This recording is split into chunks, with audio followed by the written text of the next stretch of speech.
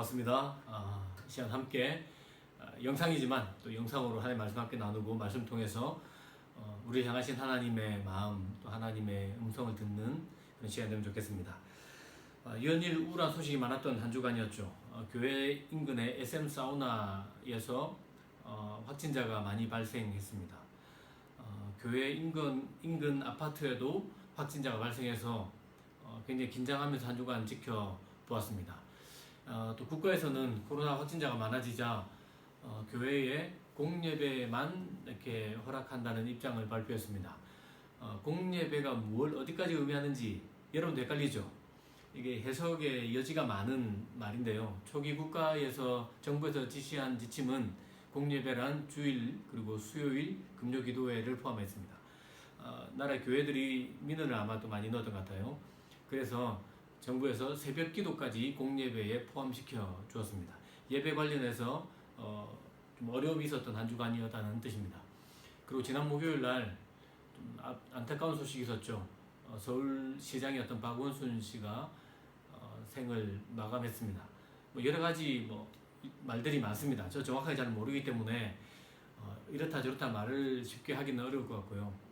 어쨌거나 삶과 죽음 그 기로 앞에 섰을 때에 가족에 대한 생각, 또 어쩌면 공직자로서 또 서울시장으로서 서울 시민에 대한 책임감, 또 여러 가지 생각들이 떠올랐을 거라 생각하는데 그런 결정을 내렸을 때 마음이 어땠을까? 마음 좀 착잡했습니다.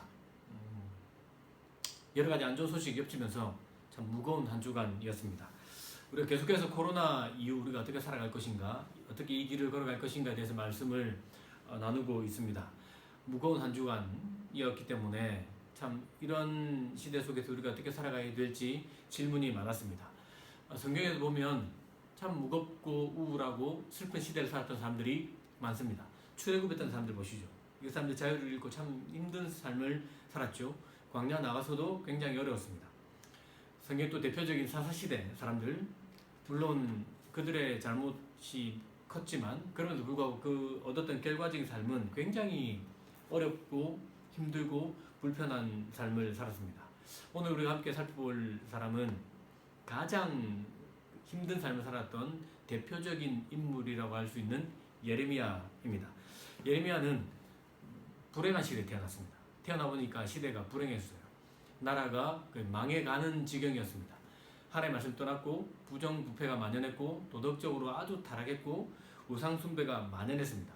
심지어 자기 자녀를 몰렉에게 제물로 바쳐드리는 그런 일도 비일비재하게 일어났던 말도 안 되는 그런 시대 속에서 태어났습니다.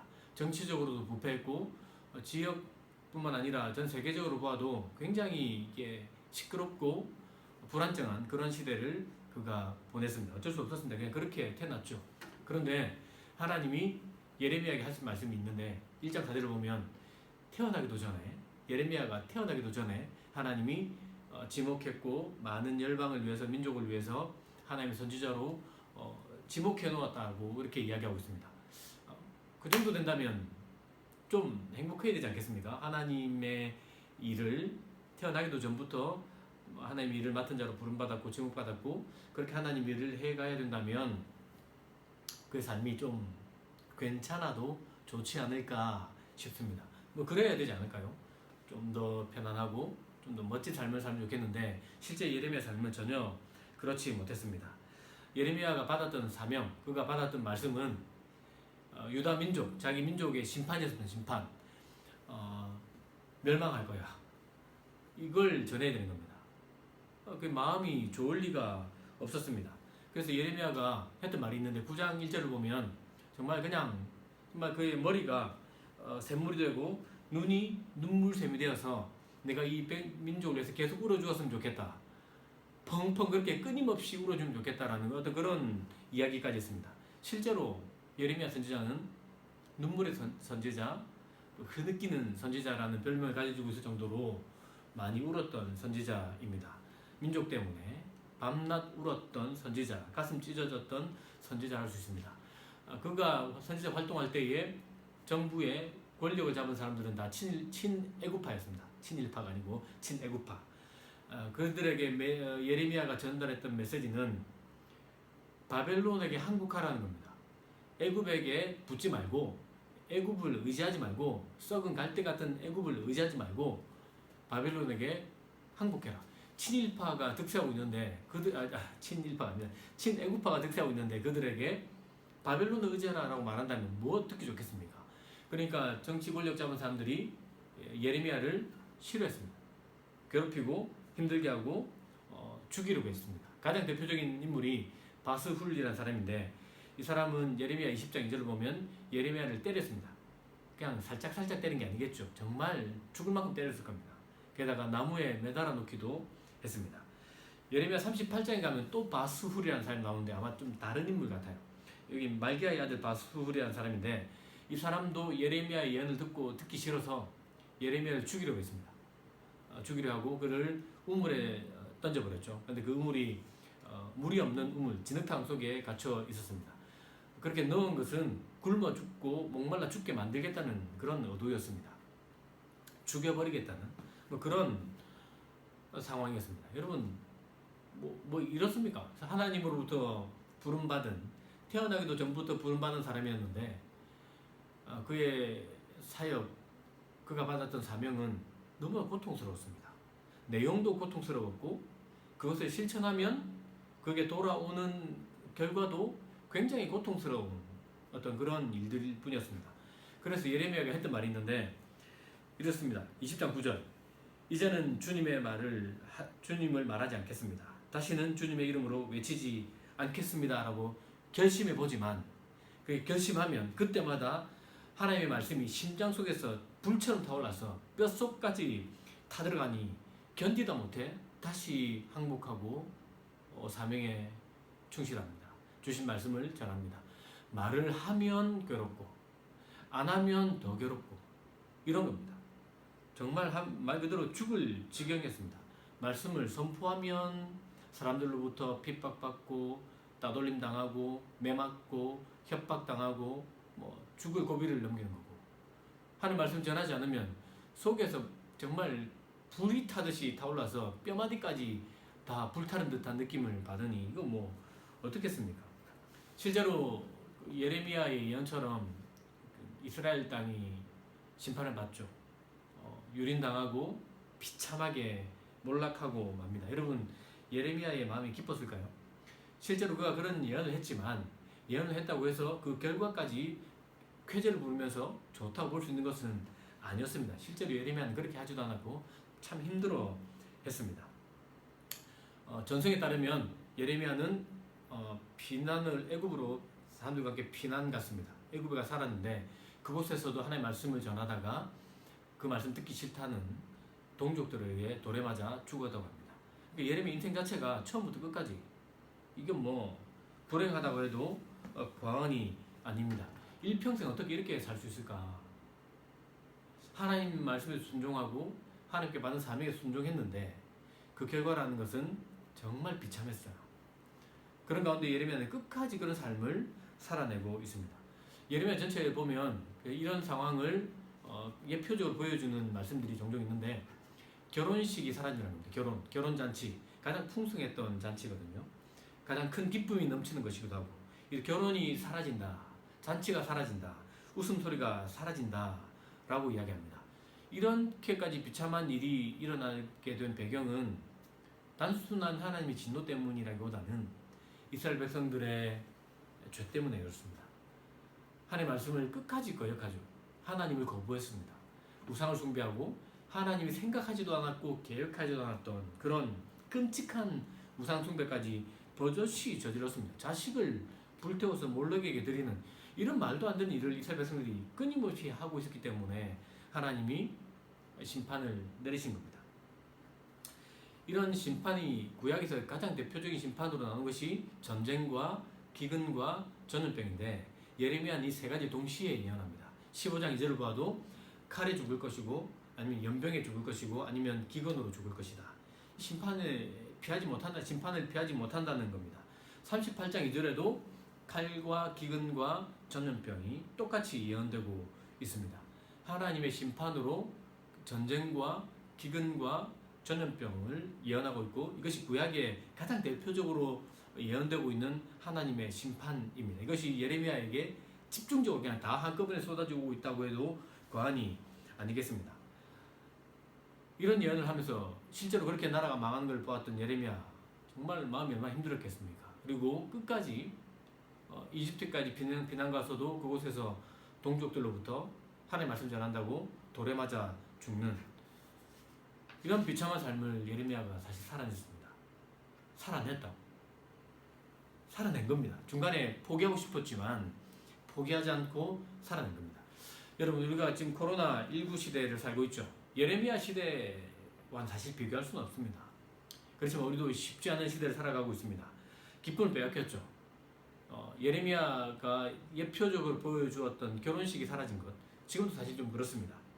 많은 결혼식이 미뤄지거나 아니면 결혼해도 최소한의 사람들로 하객이 꾸려지고 축하하는 것도 축소되었습니다. 결혼식 자체에 대한 기쁨, 결혼의 기쁨이 아주 축소되고 아니면 연기되거나 미뤄지고 있습니다. 결혼만큼 장례도 중요했죠. 사랑하는 가족을 이룬 다른 가까운 사람을 찾아가고 슬픔을 나누고 마음을 나누면서 그 아픔을 극복했는데 코로나19는 장례 문화를 바꿔놓았습니다. 이번 주간에도 교회에 장례가 있었는데 교육자들만 찾아가서 문상하거나 조문하거나 마스크 쓰고 아주 짧게 예배드리고 또 빨리 돌아오는 이런 식으로 하고 있습니다. 아픔을 나누지 못하는 그런 시대가 되고 있죠. 출산도 마찬가지입니다. 지난주에 우리 청년부에 있는 김이삭, 박유림 이 부부가 하나님 주신 딸을 얻었습니다. 축하합니다. 여러분도 축복해주면 좋겠습니다. 출산하고 나면 다 함께 기저귀를 들고 아니면 예쁜 앙증맞은 옷을 사들고 찾아가서 축하하고 축복하고 아이를 보죠. 아이가 꼬물대는 모습 보고 하품하면 하품한다고 좋아하고 눈 뜨면 좋아한다고, 눈 뜬다고 좋아하고 혹시 울면 운다고 좋아하고 아이를 보면서 다 행복해해요. 근데 코로나19 때문에 그렇게 하지도 못하고 있지 않습니까? 그냥 이렇게 화면으로 축하한다고 그렇게 말할 수밖에 없습니다. 여러분, 졸업과 입학도 다르지 않죠? 2월 달에 저희 딸아이 졸업식이 있었습니다. 그때 코로나가 터졌지 않습니까? 유치원에서 연락이 오기를 학부모님 참석하지 마십시오라고 연락을 했습니다. 좀 섭섭해서 그래도 참석이라도 하게 해주십시오라고 했더니 졸업식에는 못 들어가고 바깥에서 마당에서 애들 나오면 축하하고 사진 찍어라.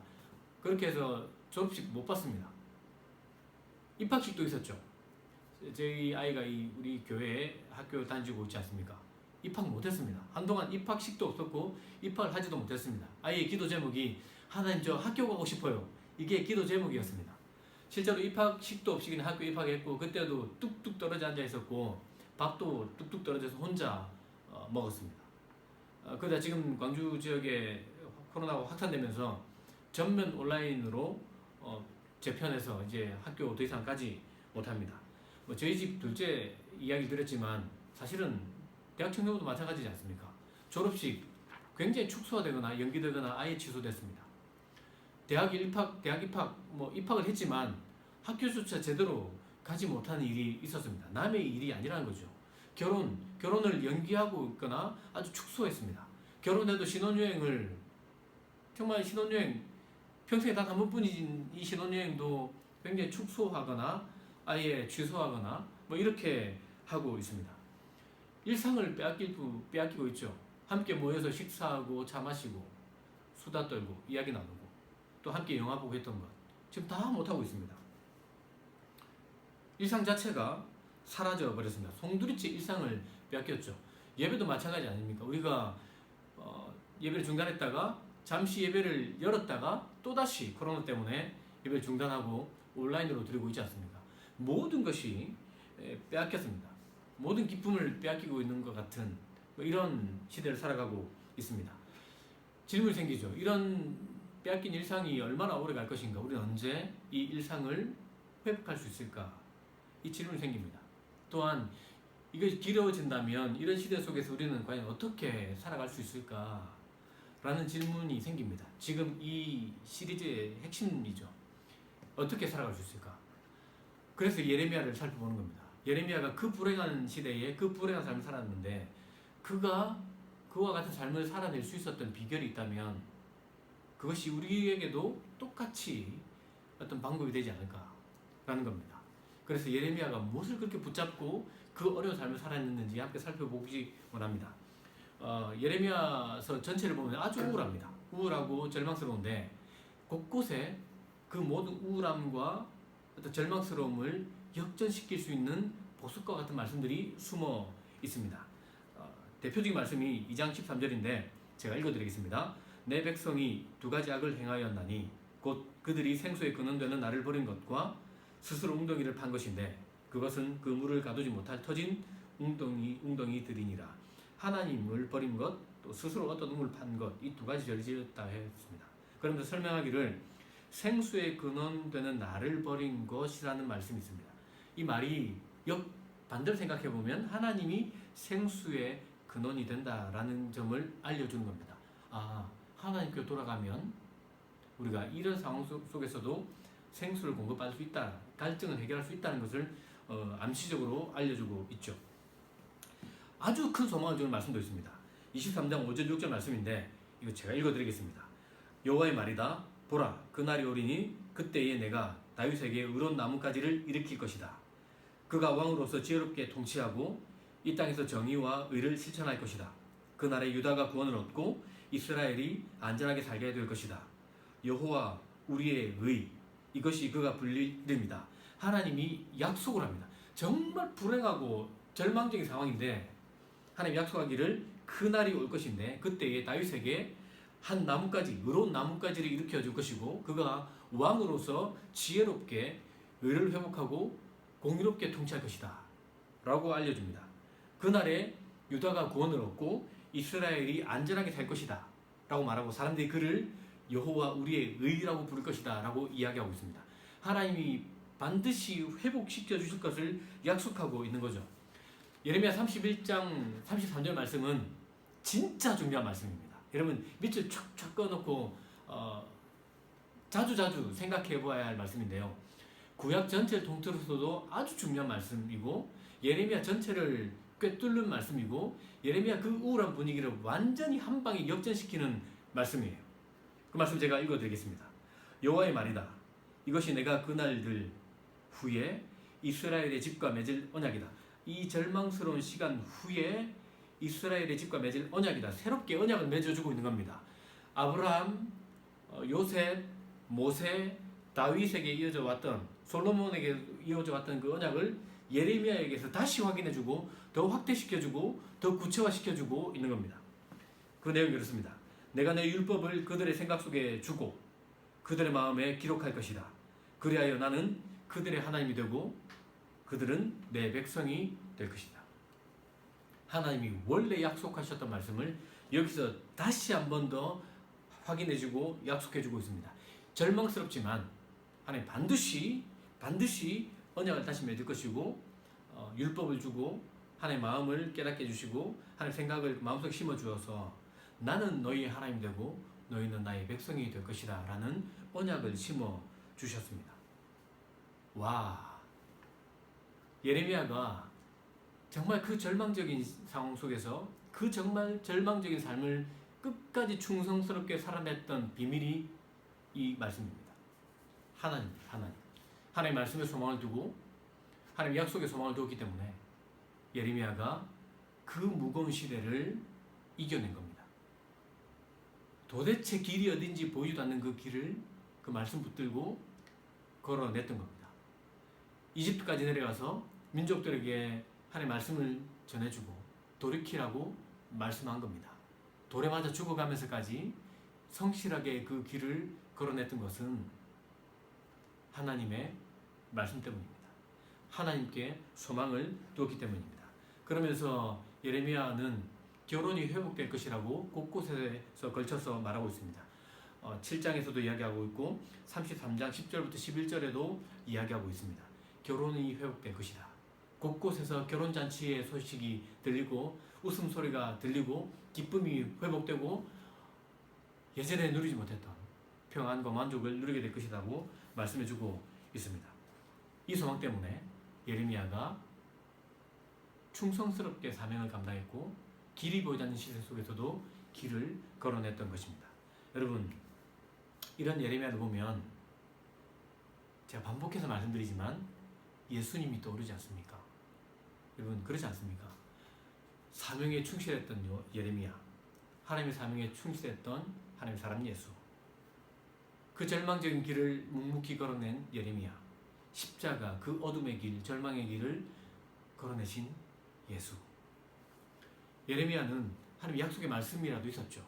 곳곳에서 위로의 말씀, 약속의 말씀, 언약을 붙들고 길을 걸었지만 예수에게는 아무런 약속이 없었습니다. 침묵이었죠. 아무런 말씀조차 하나님 주시지 않았지만 예수는 하나님의 선하심을 신뢰하고 하나님께 소망을 두고 그 십자가의 길, 어둠의 길, 절망의 길을 걸으셨습니다. 하나님 그 예수를 우리의 소망이 되게 하시고 우리의 길이 되게 하셨습니다. 여러분 코로나19로 세상이 시끄럽습니다. 그런데 우리가 조금만 생각해 보면 우리만 겪는 일은 아닙니다. 이 당혹스러운 일이 우리만 겪는 일은 아니에요. 역사를 살펴보면 이보다 더한 일이 참 많았습니다. 중세 유럽을 강타한 패스트, 유럽 인구의 3분의 1이 죽었습니다. 아침에 병이 걸리면 저녁에 죽었습니다.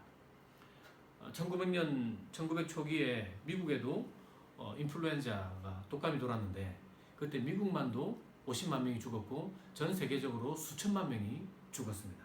아침에 발병하면 저녁에 죽었습니다.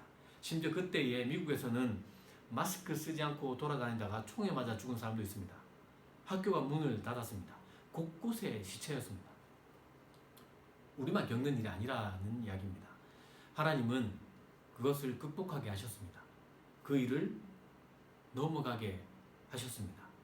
치료제를 개발하고 발명하게 하셨습니다. 저는 하나님께서 이 코로나를 걷어치우실 것이라고 확신합니다. 언젠가 때가 되면 치료제를 개발할 수 있도록 은혜 베풀어 주실 것이고 하나님 사랑하시는 인류로 하여금 이 문제를 뛰어넘게 하실 것이라 확신을 가지고 있습니다. 사실 코로나는 죄에 비하면 아무것도 아니죠. 우리는 언젠가 죽게 되어 있습니다. 코로나로 죽는 것, 비참하지 않다는 것이 아닙니다. 불행하지 않다는 것이 아니라 더 크게 본다면 인류는 죽음을 벗어나지 못합니다. 죄 때문에 죽을 운명에 놓여 있는 것이 우리입니다. 근본적으로 배가 가라앉는데 그 안에서 굶어 죽거나 질병에 걸려 죽거나 나중에 침몰해서 죽거나 죽기는 매 한 가지인 겁니다. 거기서 건져내 주는 일이 필요한 겁니다. 그 침몰하는 배에서 건져내 주어야만 사는 겁니다. 여기서 건져내서 다른 곳으로 옮겨 주어야만 하는데 배 안에 있는 우리로서 할 수 없지 않습니까? 하나님 그 일을 위해서 예수를 보내주셨고 예수는 그 일을 위해서 아무런 음성도 없고 말씀도 없고 침묵 속에서 어둠의 길, 십자가의 길을 걸으셨습니다. 그 하나님은 아들까지 아낌없이 내어주신 하나님은 반드시 이 코로나를 이기게 하실 것입니다. 뿐만 아니라 죄에서 우리를 건지시고 우리 눈에서 눈물을 씻겨주시고 죽음을 죽이실 것이고 예수 안에 있는 자들에게 하나님의 나라를 선물로 안겨주실 것입니다. 그렇기 때문에 그 하나님께 소망을 두는 자는 이 코로나19가 빚어놓은 이상한 길도 걸어낼 수 있습니다. 앞으로 우리가 살아가면서 여전히 어려움이 있지 않겠습니까? 코로나를 극복하고 나면 또 다른 무언가가 우리에게 어둠처럼 달려오게 될지 모릅니다. 그 외에도 교통사고, 각종 질병, 암, 여러 가지 사건, 사고들, 불행한 일들이 우리에게 닥쳐올 수 있습니다. 그럼에도 불구하고 우리가 이 삶을 바르게 잘 살아낼 수 있는 이유는 하나님 때문입니다. 하나님께 소망을 두면 걸어갈 수 있습니다. 하나님께 소망을 두면 걸어갈 수 있습니다.